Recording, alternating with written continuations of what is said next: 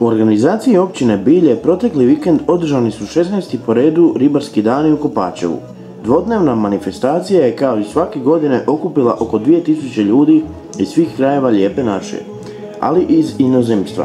Svečanom otvorenju prisustvovali su brojni uzvanici, među kojima i generalni konzul Mađarske u Osijeku Antonio de Blasio, osječko-baranjski župan Vladimir Šišljagić i njegov zamjenik Željko Kraljičak. Župan Šišljagić istakao je kako su ribarski dani pri vrhu osječko-baranjskih nadaleko prepoznatih izuzetno dobrih prihvaćenih sadržaja. O važnosti manifestacije za turizam govorio je načelnik općine Bilje Željko Cickaj.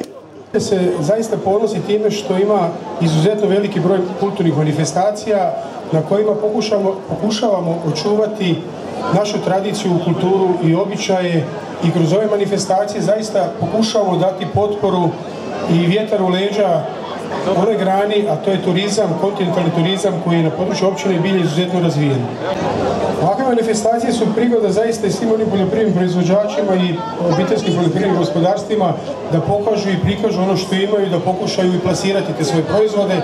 Zbog toga će općina Bilje zaista kao i do sada biti ona koja će biti nositelj svega onoga što je njima bitno, biti im potpora i dalje organizirati ovakve manifestacije i gledati ako je ikako moguće i poboljšati kvalitetu tih manifestacija.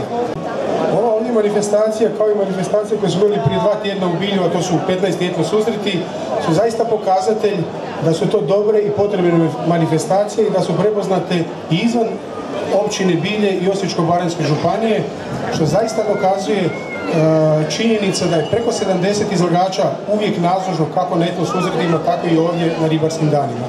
Ribarski dani bili su prava prilika domaćim proizvođačima da promoviraju vlastite autohtone proizvode, pa su se tako na štandovima mogli naći med, ajvar, domaća mljevena paprika, slatkiši, suveniri te domaći kolači.